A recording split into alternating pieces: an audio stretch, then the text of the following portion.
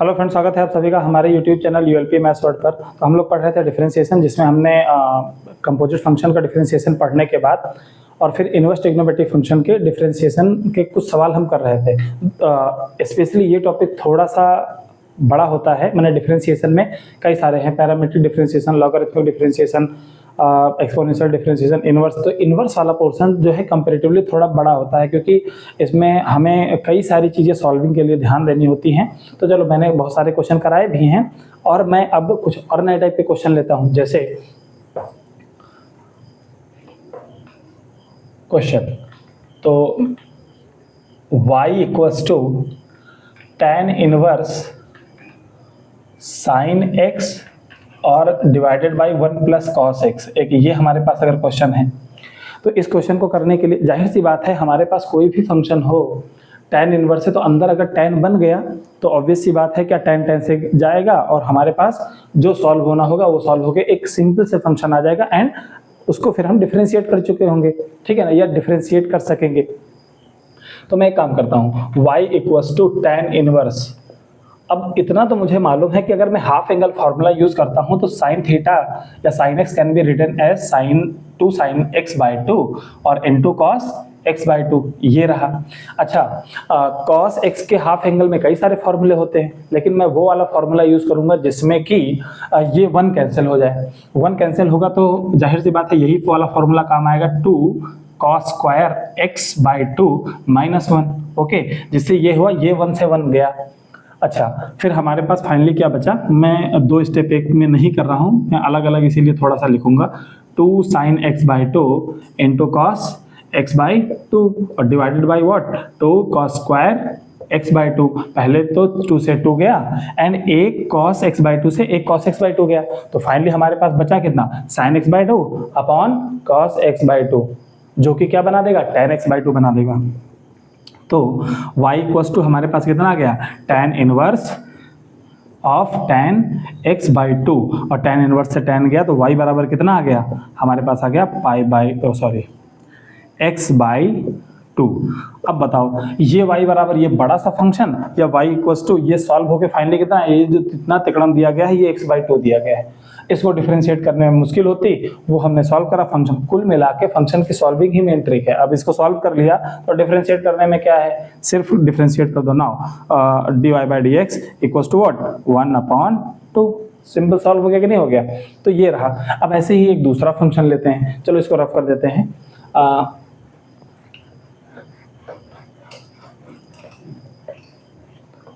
ये वैसे बहुत लोगों को जल्दी समझ में आ जाता है, लोग फटाक से कर लेते हैं, लेकिन अगर इसी में जरा सा चेंज कर दूं तो वो फिर कुछ लोगों के लिए थोड़ा सा चैलेंजिंग प्रॉब्लम बन जाता। मैं नहीं कहता बहुत कठिन बन जाता, बट थोड़ा सा चैलेंजिंग। जैसे y equals to tan inverse, ठीक है, और ऊपर कर दिया cos x और नीचे कर दिया 1 प्लस साइन x, ठीक है, ये रहा। अच्छा, ये पलट भी सकता है, मैंने ये पोर्शन ऊपर पिछले वाला क्वेश्चन करा है, उसमें भी न्यूमरेटर को ऊपर और डिनोमिनेटर को नीचे कर सकता है, और यहाँ पर भी हो सकता है क्वेश्चन ये वाला पोर्शन ऊपर दे दे और नीचे कॉस कर दे, कोई इशू नहीं है। सब में एक ही जैसा फॉर्मेट होगा और एक जैसे ही सॉल्व होगा, ठीक है। बस आपको पैटर्न पकड़ना है कि कैसे सॉल्व होना है। ओके, चलो मैं सॉल्व करता हूँ। y equals to tan inverse and cos को मैंने देखो ऐसे लिखा, cos square x by 2 minus sine square, क्योंकि हाफ एंगल फॉर्मूले तो 4 होते हैं कॉस के, तो मैंने इसमें से ये यूज किया। अच्छा, ये क्यों यूज किया, ये अभी सॉल्व करते जाएंगे तो सॉल्विंग देखते चले जाओ, ऑटोमेटिकली समझ में आ जाएगा कि आखिर मैंने ये वाला क्यों उठाया, ठीक है। अच्छा, अब इधर देखो, अगर हमारे पास प्लस साइन एक्स लिखा है, साइन एक्स का अगर मैं हाफ एंगल फार्मूला लिखना चाहूँ तो we can write sine 2 times of sine x by 2 into cos x by 2। अच्छा, 1 लिखा हुआ है, 1 को देखो मैं ऐसे लिखना चाहता हूँ, मैं लिखना चाह रहा हूँ sine square x by 2 plus cos square x by 2। तो इतना अगर हमने लिखा, 1 के जगह पे ये लिख दिया और साइन थीटा को इस तरह से एक्सपेंड कर दिया जिससे हमें कुछ दिख गया। दिखा क्या, अगर इसको a मानो इसको b मानो तो a square plus b square plus 2ab, a plus b का होल स्क्वायर का फॉर्मूला दिख गया, ठीक है। तो फाइनली हमारे पास कितना आ गया, tan इनवर्स, ऊपर तो देखो a square minus b square वाला टाइप का है तो फैक्टराइज हो जाएगा, तो मैंने लिख दिया कितना, cos x by 2 minus sine x by 2, ठीक है। और दूसरे ब्रैकेट में कितना आएगा, cos x by to minus के बजाय plus sin x by to. Okay, और नीचे कितना आ गया, साइन एक्स या कॉस कुछ कह लो, प्लस में ही लिखना है तो किसी को भी पहले लिख लो, cos x by two plus sin x by two का होल स्क्वायर आ गया। ये कहानी बनी। अच्छा, ये वाला फैक्टर एक बार तो कट गया, तो फाइनली अपने पास बचा कितना, tan inverse of cos x minus cos x by to minus sign x by two, और नीचे कितना बच गया, cos x by two plus sin x by to. जब भी तुम्हारे पास ऊपर नीचे सेम फंक्शन रहे, बीच में केवल अंतर प्लस माइनस का रहे, मतलब साइन एक्स कॉस एक्स वाले टाइप में, हमेशा कॉस एक्स को कॉमन ले लेना, यानी कॉस वाला पोर्शन को कॉमन ले लो। तो अगर कॉस वाले पोर्शन को कॉमन ले लिया तो हमारे पास कितना बच गया, tan inverse cos x by to one minus, अच्छा यहाँ से कॉस लिया तो वन बच गया, यहाँ पर कॉस था नहीं, फिर भी जबरदस्ती का कॉमन लिया तो साइन अपॉन कॉस आएगा, जो कि क्या बनाएगा, tan। अब यार ये वाली बात मतलब मैं एक्सपेक्ट करूँगा कि तुम समझे होगे, ठीक है ना। तो one plus tan x by to. Okay, अच्छा इस कॉस एक्स से cos x by to cut गया, पता नहीं ये वाला नीचे वाला टर्म देखते, मैं एक बार चेक कर लेता हूँ नीचे वाला फ्रेम में आया कि नहीं आया। ओके ओके, बहुत बढ़िया आ गया।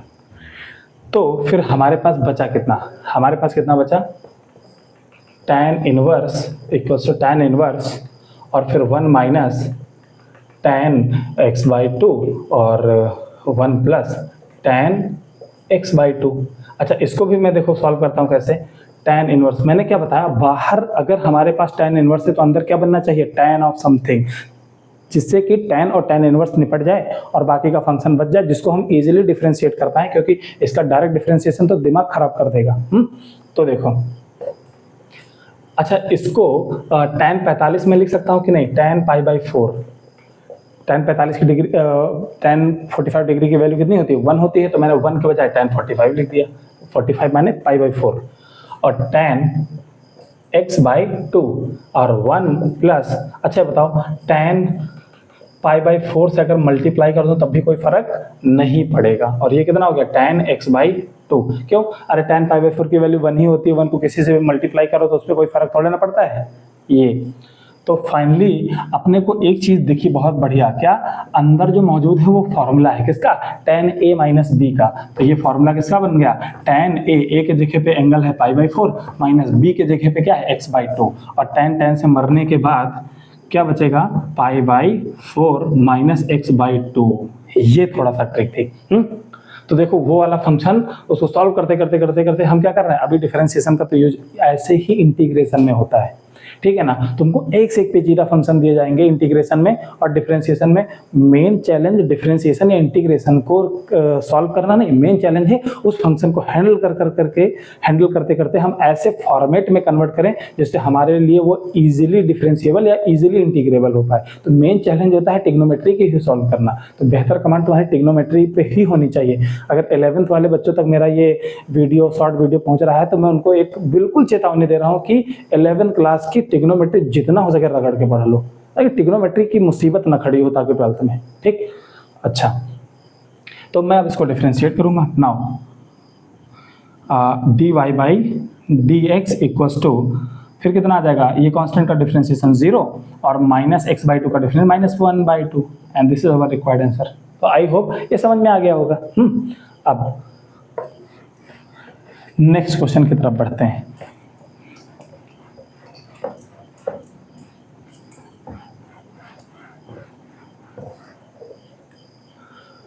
नाउ जैसा कि मैं कुछ क्वेश्चन लिख के लाता हूँ तुम लोगों के लिए। एक्चुअली क्या होता है कि सिलेक्टेड प्रॉब्लम करानी होती है, क्योंकि बुक से अगर हर प्रॉब्लम कराने लगे तो फिर बहुत चैलेंजिंग हो जाएगा। पता चला एक छोटा सा टॉपिक पढ़ने में 20 वीडियो आ गए। तो मैं सिलेक्टेड प्रॉब्लम लेता हूँ जिसमें हर टाइप कवर हो जाए लगभग। ओके चलो, एक जादू नहीं, एक मैं ऐसे ही फंसाने वाला क्वेश्चन देता हूँ। इनवर्स ट्रिग्नोमेट्री जिसकी मजबूत होगी तो ऐसे ही जवाब दे देगा, या फिर चलो नहीं करता, छोड़ो नहीं करूँगा मैं, हो तो उसको तुमको होमवर्क देता हूँ। अच्छा एक क्वेश्चन ये है, अगर इसको सॉल्व करना हुआ y equals to tan inverse, पता नहीं मैंने ये क्वेश्चन कराया है कि नहीं कराया, लेकिन मुझे याद नहीं आ रहा है कि मैंने कराया, तो मैं ऐसे, हाँ मैंने करा दिया है। ओके मुझे याद आ गया। ठीक है, ये क्वेश्चन नहीं, चलो वो ट्रिक वाला क्वेश्चन ही दे देता हूँ। y इक्वल्स टू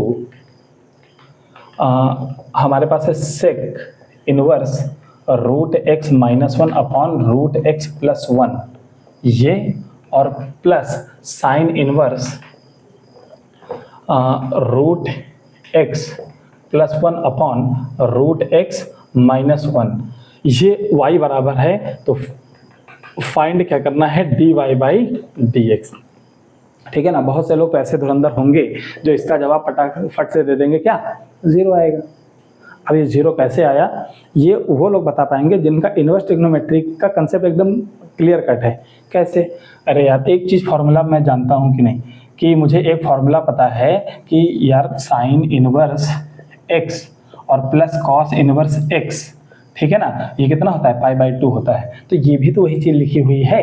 कैसे, देखो करता हूँ, बताओ कि साइन इनवर्स प्लस सारे पॉजिटिव हैं तो मैं पहले लिख देता हूँ साइन इनवर्स वाले को, रूट एक्स प्लस वन आया और नीचे कितना आया, रूट एक्स माइनस वन, और प्लस सेक कॉस का उल्टा होता है, इसी सेक इनवर्स को अगर मैं कॉस इनवर्स में बदलूँ तो फिर क्या हो जाएगी, अंदर वाली चीज़ पलट जाएगी, जो कि आएगा root x plus one upon root x minus one.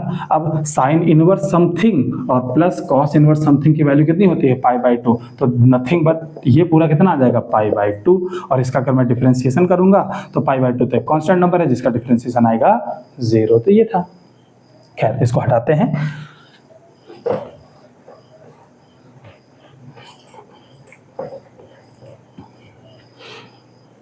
एक अच्छा क्वेश्चन लेते हैं। y equals to tan inverse x upon a square minus a square और इस पे रूट लगा हुआ है, ये वाली कहानी है। तो ऑब्वियस सी बात है, हम पहले अंदर वाले को कुछ सब्स्टिट्यूट करके करेंगे। मैंने बोला क्या, टिग्नोमेट्री के अंदर टिग्नोमेट्री, तो अंदर वाली सॉल्व करोगे, लेकिन बाहर टिग्नोमेट्री है, अंदर केवल अलजेब्रा दिया गया है, यानी x ही दिया गया है या y ही दिया गया है। टिग्नोमेट्री के अंदर टिग्नोमेट्री नहीं दी है, तो मैं सॉल्व ना करके क्या करूंगा, सब्स्टिट्यूट करूंगा, कुछ ऐसा सब्स्टिट्यूट करूंगा जिससे रूट वूट ये फर्जी पंगे वाली चीज़ें दे रखी वो थोड़ी सी इजी बन जाए। ठीक है, अब देखो मैं क्या करूंगा, मैं इसमें पुट करता हूँ x के जगह पे a साइन थीटा पुट कर देता हूँ। चलो साइन थीटा, तो देखो हमारे पास कितना रहा, y equals to tan inverse, इसको मैंने रखा a sine theta under root of a square minus x की जगह a साइन थीटा, तो उसका स्क्वायर मतलब a square sine square theta. Okay चलो बढ़िया। फिर हमारे पास मैंने इसको और सॉल्व किया, तो tan इनवर्स a और फिर हमारे पास है साइन थीटा और नीचे a स्क्वायर कॉमन आया, a स्क्वायर कॉमन आया और रूट से बाहर निकला, इसीलिए a सिर्फ बाहर निकला और अंदर कितना बचा, 1 माइनस साइन स्क्वायर थीटा। अच्छा a से मर गया। उसके बाद फिर हमारे पास कितना बचा, साइन इनवर्स और साइन थीटा और नीचे 1 माइनस साइन स्क्वायर थीटा होता है कॉस स्क्वायर थीटा, क्योंकि रूट लगा है तो सिर्फ क्या बचेगा, cos theta. And sine theta upon cos theta equals to कितना, tan theta, tan inverse of अंदर क्या, tan थीटा, तो सिर्फ थीटा, tan से tan गया, सिर्फ कितना बचा, थीटा, यानी कि हमारे पास y की जो वैल्यू आ गई वो कितनी आ गई, थीटा। ठीक है, और इस y को, थीटा को हम लोग क्या लिख सकते हैं, यहाँ से मैं अगर थीटा लिखना चाहूँ तो मैं लिखूंगा sign inverse x upon a, यानी कि इसको मैं लिख सकता हूँ sign inverse x upon a। अरे एक उधर ला, x अपॉन a हो गया कि नहीं हो गया, और थीटा निकालना है तो साइन इनवर्स को उधर लेके जाओ, मैंने साइन इनवर्स हो जाएगा फिर ये।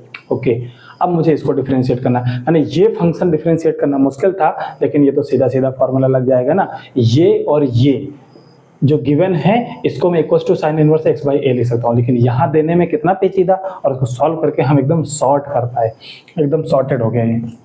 तो dy बाई dx कैसे निकलेगा, साइन इनवर्स का डिफरेंशिएशन क्या, 1 upon under root of 1 minus x होता था तो x स्क्वायर, यहाँ x अपॉन a है तो x अपॉन a का स्क्वायर।